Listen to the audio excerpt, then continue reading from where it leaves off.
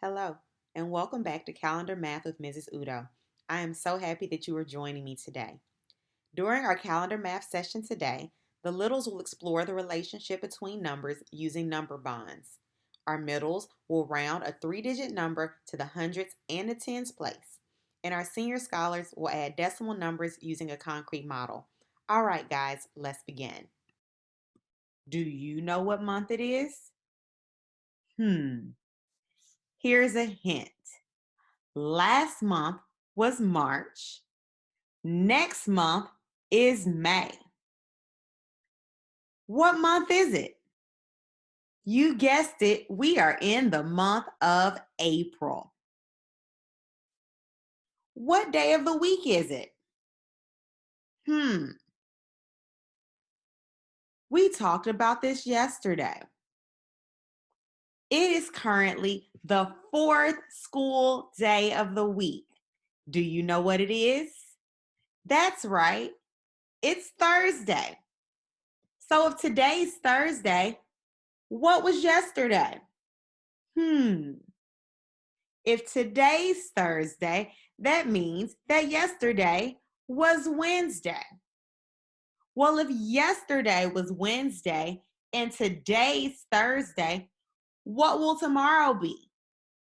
You got it. Tomorrow will be Friday. Yesterday was Wednesday. Today's Thursday. Tomorrow will be Friday, the last school day of the week. Let's take a look at our calendar. All right, are you ready to count with me? Here we go. 1, 2, 3, 4, 5, 6, 7, 8, 9, 10, 11, 12, 13, 14, 15, 16, 17, 18, 19, 20, 21, 22. What number comes after 22? Today is day 23. It is the 23rd. Let's put our date together. I'll say it first and then you try. Today is Thursday, April 23rd, 2020. Remember, we start with the day of the week, followed by the month, the number date, and the year. Your turn. Today is Thursday, April 23rd, 2020. Great job, guys. All right, littles, let's work together and see if we can solve this problem. Today, we are going to use a number bond to look at the relationship between numbers. Our number of the day is, oh wow, that's different. Instead of using the number 23 today, we are going to use the digits that make up the number 23. So we are going to use a 2 and a 3 in our number bond.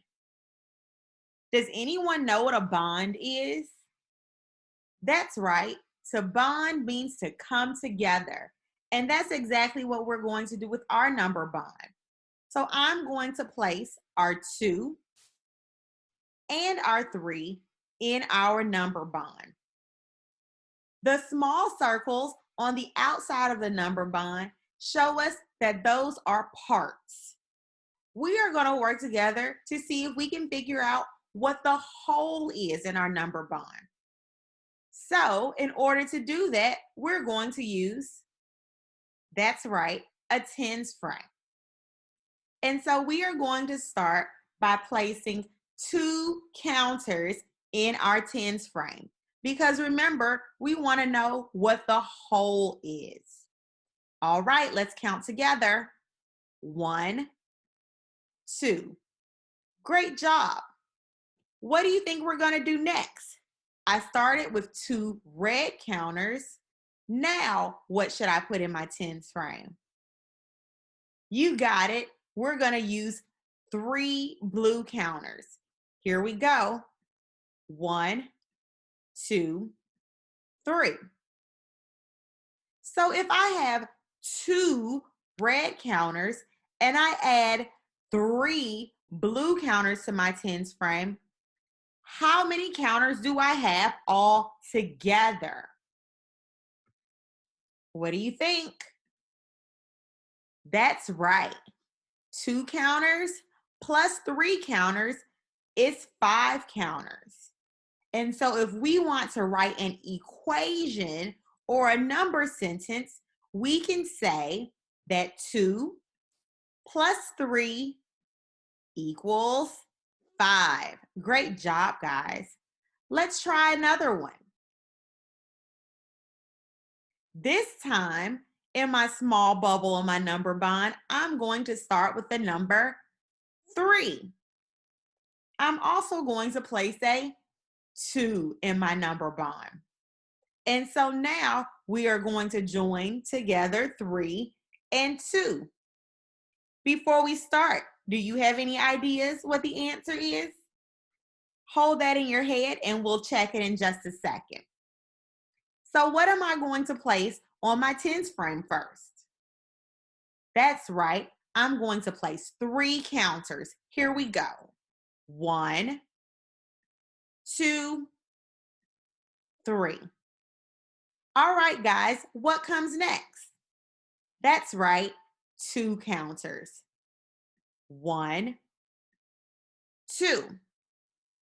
So if I have 3 blue counters and I add 2 red counters, how many do I have all together? You guessed it, we have 5 counters. If I want to write an addition sentence or an equation, what would it say? Great job. 3 plus 2 equals 5. Are you guys ready to kick it up a notch? Let's try this. This time, I'm going to start with a 5 in the big part of my number bond. The big part. And then in one of my little bubbles, I'm going to place a 2. Now remember, my little bubbles tell me the parts and my big bubble tells me the whole. So we know that our whole amount is 5 and one of our parts is 2, and we want to figure out what the missing part is. How are we going to model that in our tens frame? Well, let's try this. Since we know what our whole is, let's place our whole in our tens frame. So we're going to start with 5 counters. 1, 2, 3, 4, 5. Now, we know that one of the parts of these 5 is 2. And so we are going to cover one of our parts. And so we're going to place 2 counters on top of the set that we've already laid down. So 1, 2. And so in order to figure out what our missing part is, we need to look at the counters that we did not cover. How many counters have still been left? That's right, there are 3 counters that we did not cover. So our missing part is 3. This is how we model subtraction. Subtraction means to take away. So when we write our number sentence or our equation, we can say 5 take away 2 equals 3. Great job. Let's try one more. All right, so we're going to start with our big bubble again. Remember, our big bubble is our whole. So we're going to place our 5 in our whole spot. And we're going to place a 3 in one of our parts. So if we place a 5 in our whole and a 3 in one of our parts, we are looking for the missing part. So how do we model this? That's right. We're going to start with 5 counters in our tens frame. Let's count them together. 1, 2, 3, 4, 5. Great job. And so because we know that 5 is our whole, how are we going to use the other number in our bond to figure out the missing part? Exactly. We are going to cover up 3 of our counters. Let's do that together.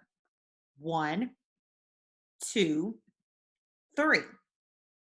And when we cover up 3 of our counters, how many do we have left?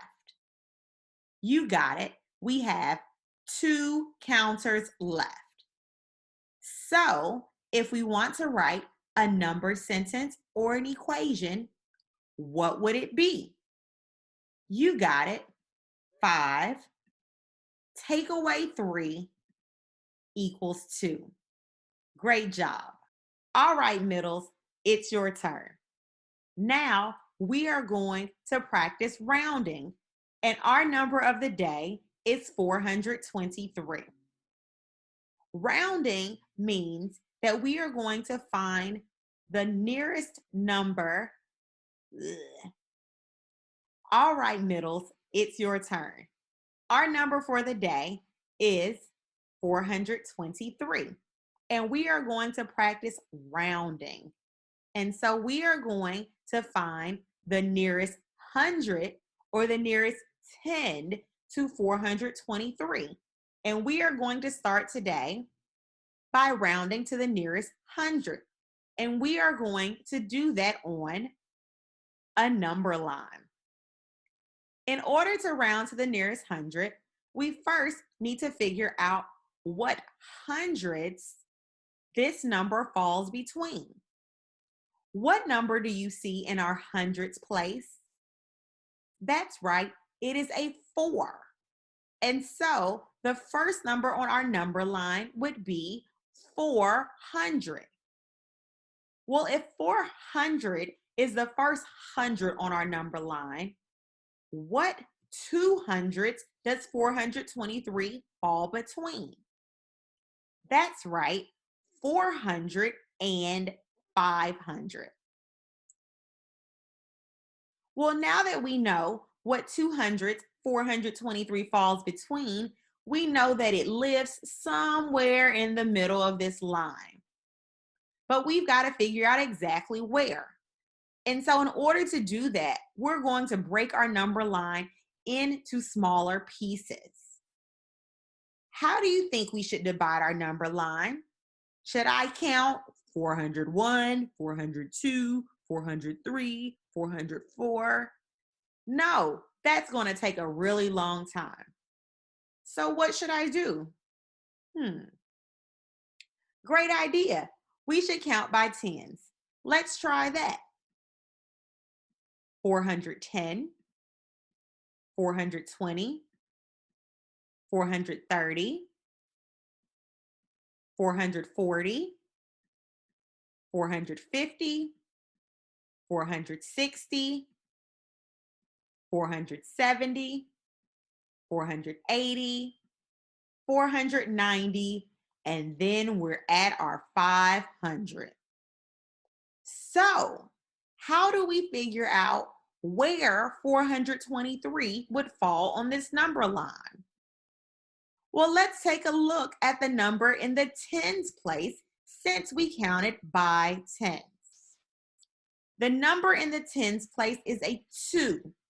And so because it is in the tens place, this number represents 20. Where does 420 fall on our number line?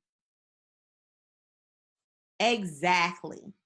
This is 420 on our number line. And so now we have to decide if 420 is closer to 400 or closer to 500. What do you think? Let's see. There's 400 and there is 500. I think that 423 is definitely closer to 400. So when rounding to the nearest hundred, 423 rounds to 400. Now, what if we wanted to round by tens? We could still use a number line, but this time, instead of using the hundreds place to start our number line, we're going to use what? You got it, the tens place. What number do you see in the tens place? That's right, it's a 2. And because it's in the tens place, what does it stand for? You got it, it stands for 20. And so we are going to start our number line at 420. If we begin our number line at 420 and we're looking for the next 10 to go on the end of our number line, what number would that be? You got it, it's 30. So the end of our number line will be 430. Now, we know that 423 falls somewhere between these two lines. How are we going to figure out where it falls? You got it. Exactly like we did before, we're now going to divide our number line into even smaller pieces. And so if our ends are tens, what is the next place value down from 10? You got it. It's the ones place. Here we go. 421, 422, 423, 424, 425, 426, 427, 428, 429. So where does 423 fall? It's pretty obvious this time, isn't it? 423 falls right here. And so now you just have to decide, is 423 closer to 420 or is it closer to 430? What do you think? I think that 423 rounds to 420 because 423 is closer to 420. Is that what you thought? Awesome, great job. Senior scholars, it is your turn. Today, we are going to add decimals using concrete models. So our number for the day is 4 23/100, and we are going to add it to 82/100. And again, we're going to do that using concrete models. Now, remember on Monday when we talked about using base 10 blocks for decimals? And I reminded you that when we're doing decimals, our whole is represented by that hundredth flat, tenths still represented by the tens rod, and our hundredths are represented by the individual unit piece. And the reason that makes sense is because our hundredth piece, there are 100 of those in a whole, or that would make up this flat here. So we're going to start today by modeling each of these numbers. And so let's start with 4 23/100. We would model 4 23/100 using what? All right, let's check your answer. I've got 1, 2, 3, 4 flats to represent my whole, 1, 2 tenths, and 3 hundredths. Was that what you thought? Great. Did you notice I left a little space here between each of those? The reason I did that is because we want to make sure we separate each of our place values. Now, let's model 82 hundredths. 82 hundredths. I don't think we'll need any of our whole pieces because there's a 0 here in this whole number place. And so we're going to start with our tenths. How many tenths do we have? That's right, we have 8.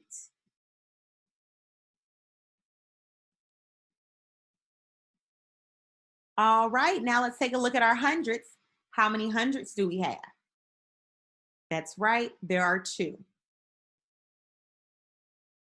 And so now that we've modeled each of our numbers, we're going to put each of our place values together. So we'll start with our hundredths. And I am going to add together the 3 hundredths and the 2 hundredths.